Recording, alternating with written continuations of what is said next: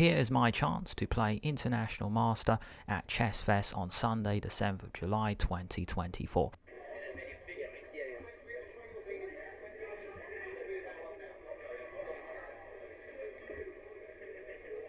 I'm playing against Shreyas Royale. I have the black pieces. This is a blitz game. 5 minutes for me, 3 minutes for him.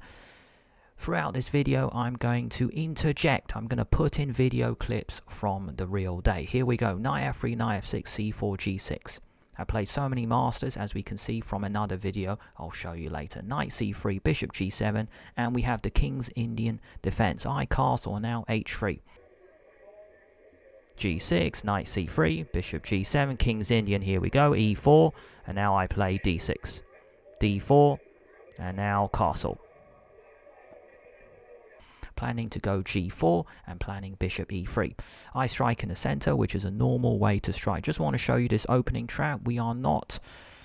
My opponent is not going to go for this, because after knight takes e5, we have knight takes e4, and after take, and then we are fine. If we just go back one move here, you want to go knight f7 to hit the rook. That is not true. Bishop takes c3 check, and then we take, and then we are up a knight. Classic opening trap. Of course, my opponent is not going to fall for it. Let's go back a few moves.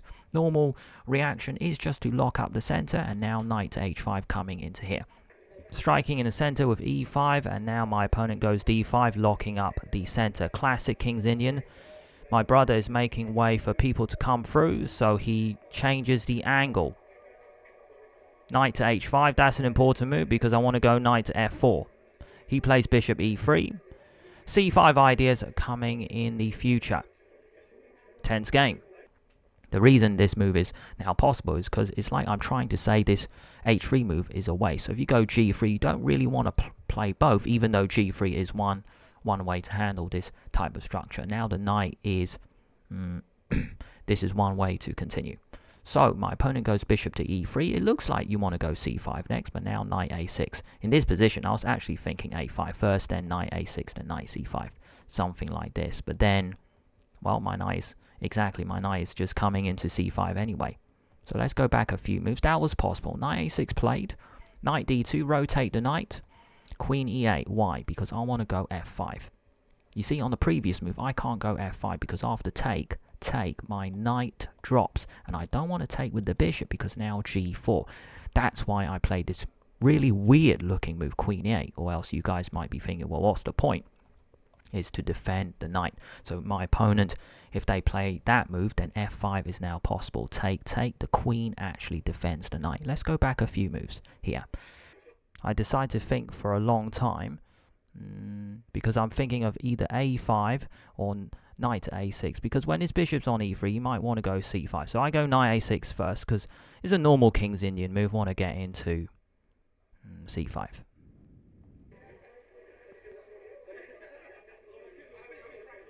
He goes knight d2 with c6 and now g4. I was so surprised because this allowed the knight to come into f4. g4 hit the knight, it goes to f4. I mean, my knight was coming there anyway. He told me that it's like he had to force that move. Not only that, you're controlling f5. a3, and now here I can actually go knight c5. I missed this chance just to come into c2. You might go queen c2 anyway, and now I can go a5 and c6. One way to handle this kind of position. If a5 now, then he might castle, which is just so similar to the game. If knight b3, I might just lock it up. Something like that. I am fine. Let's go back a few moves, back to the game. c6 chosen, queen c2, he is ready to castle, and I am ready to attack that side of the board with rook c8. I can actually play knight c5 here. The reason I didn't, because b4, but it turns out the tactics might work out nicely for me. I can take first. Now, if you take, now the knight can sit on a4. But this is not why I played it. It's because on the previous move, after take is take. Now I go d4. How cool is that? This is why I played the King's Indian, because there's so many tactics. Take, of course you don't take this one. I'm going to take this one. So then, knight and bishop are still under attack, as we can see from the blue arrows. After take, now the bishop is open. This is just so strong. This was a motif I just really tried to get in the game. Trying to go for checkmate. The King's Indian bishop is now alive. I remember reading an article in New in Chess by Matthew Sadler. He called the King's Indian bishop the good bad bishop. He was actually at Chess Fest. Maybe I'll play him next year. He said, the King's Indian bishop is actually a good, bad bishop. What do I mean? Well, in this kind of position, you can see it's just trapped by its own pawn. But tactics will happen. The game will develop. And in this variation, you can see it's actually opened up. This bishop is now it is a wonderful piece. Let's go back a few moves here. Now he goes pawn to a3. I just want to break open the center with pawn to c6. Now he goes queen to c2. You can kind of just about see it. Bishop d7 here, because ready to open the center, and he castles queenside. Very aggressive move, but the truth is he can't really castle kingside. So this position is full of tension. Classic King's Indian. We are in for a fight. Here we go. Rook to c8. I plan to take, and then the rook belongs on the c file. Rook to c8, because if I can take on d5, then it's looking good. And here I should take on d5. I play a daft move, because in this kind of position, I'm not really sure which.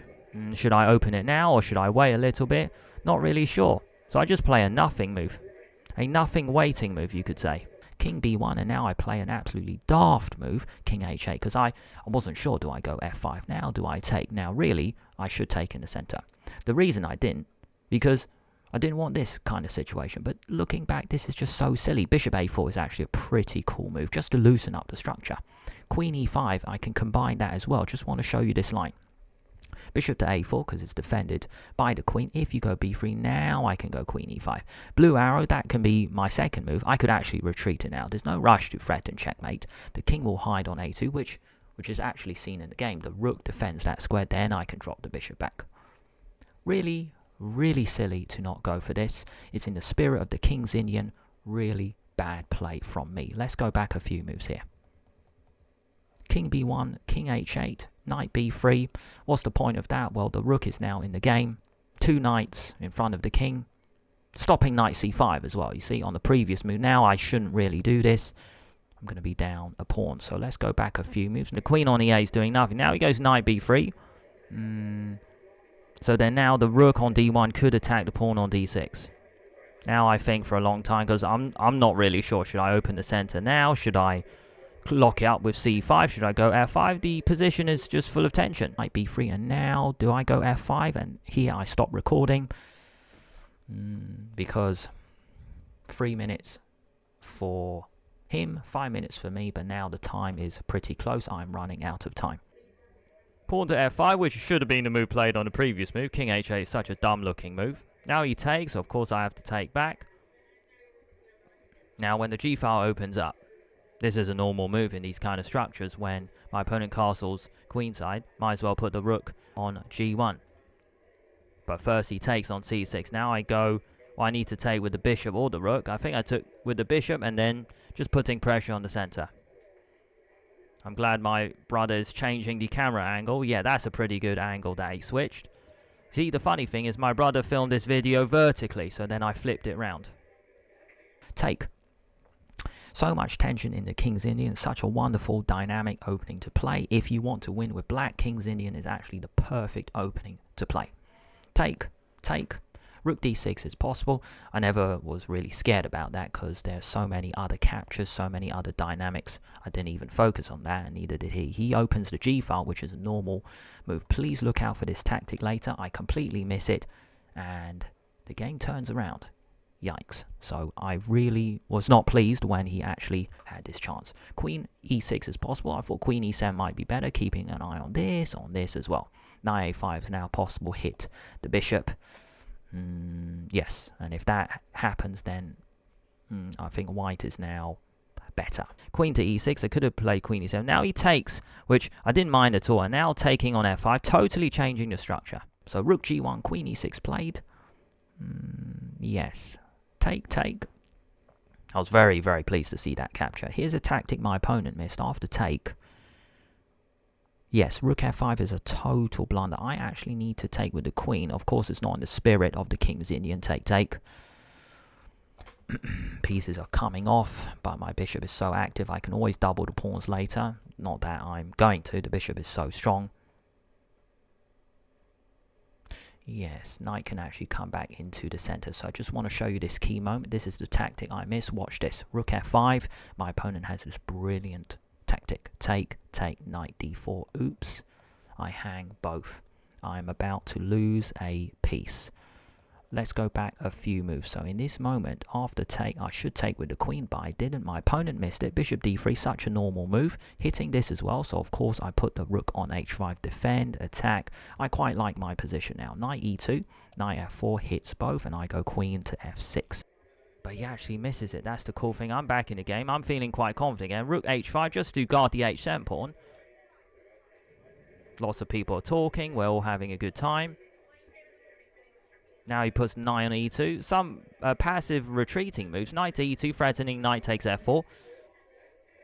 When he does that, then it's forking my queen and rook. But now I just go queen f6. Got some checkmating ideas. Keeping an eye on this. Line up with the King's Indian bishop. As Matthew Sadler said, it's the good bad bishop. I'm back in the game. Knight d4. Bishop a4 is a really cool move, which I didn't even consider. I don't think I've ever put my bishop on a4. If I have the black pieces, that's why that square is not even in my radar. But bishop a4 is such an awkward pin. I can take knight c5. Imagine if you do nothing. Knight c5 already. The pin here is just too much pressure. Okay, let's go back to this moment. Knight d4, knight c5. Take, take, take, take. And now I'm very pleased. He puts the knight on d4. Now I put the knight on c5. I'm back in the game. I am back in the game. Really very complex fight. He takes, and then now I take with the pawn. Looking good. Looking good. He takes. Now I just swing the rook over, and you can see my bishop on g7. It's like a dragon bishop. You know it's a King's Indian because that was the opening, but the dragon Sicilians, just things have just opened up in my favor. Very high winning chances, really. Tactics can blow up, and it's looking good. However, we both have about 30 seconds each. Mistakes are coming. Rook b8. If it's my move again, that is checkmate. So he defends from the side. He defends with b3. I mean, there's no checkmate because couple of rooks are on here. Can't checkmate here because of the queen. King just slides over to a2.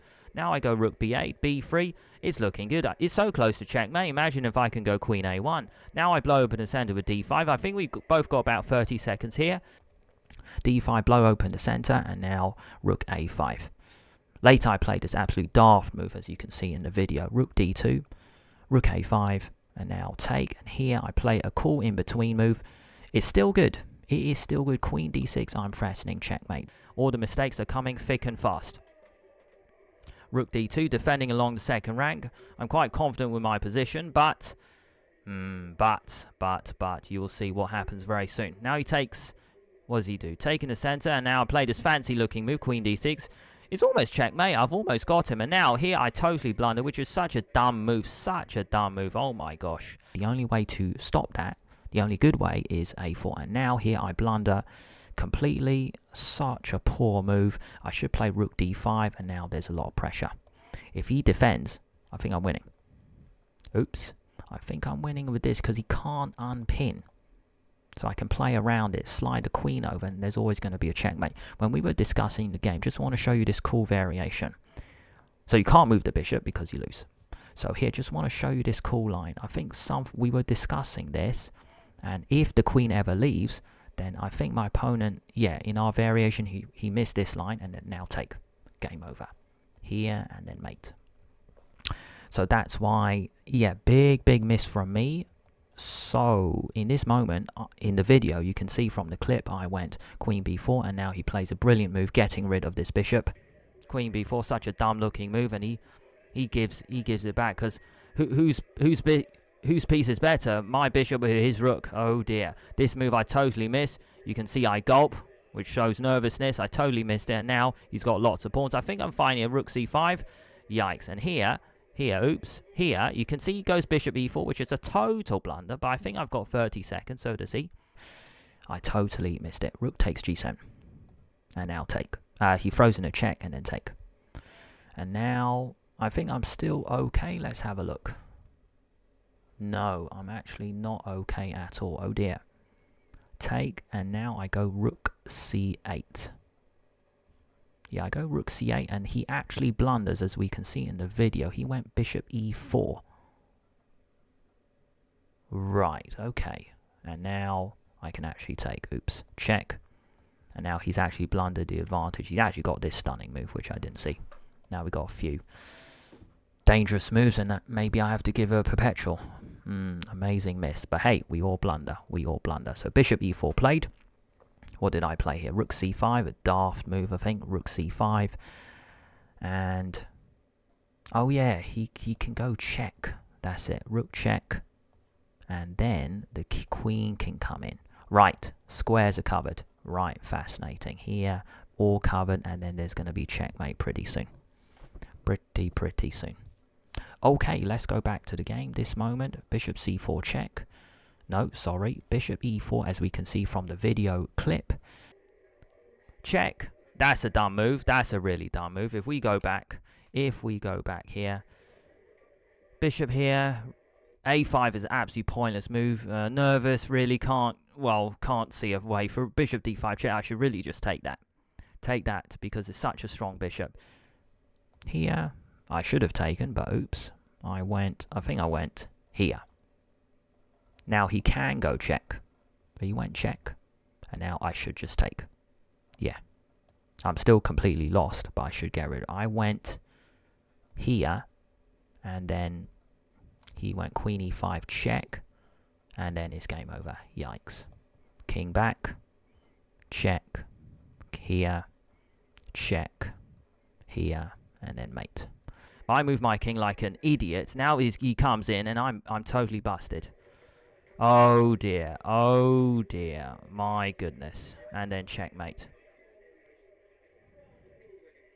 Yikes. So there were some chances for me in this time scramble, but 30 seconds each, and then today I lost. So there we go. Overall, do I recommend going to Chess Fest Sunday the 7th of July 2024? Yes, of course. There was a chance to play so many masters. It was an amazing experience.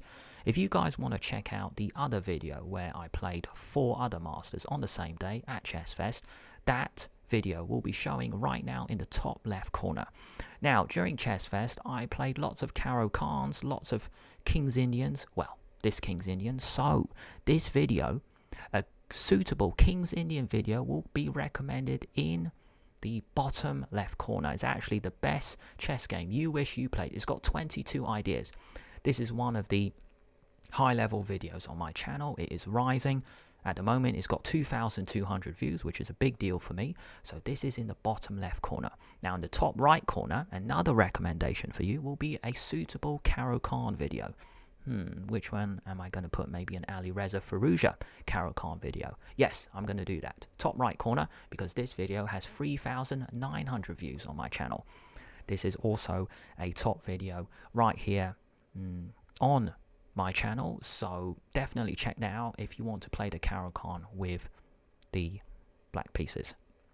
So top left corner will be the other Trafalgar Square Chess Fest video. Bottom left corner will be the best chess game you wish you played, 22 ideas, and in the top right corner will be a Caro Khan video. Which video will you pick? 1, 2, or 3?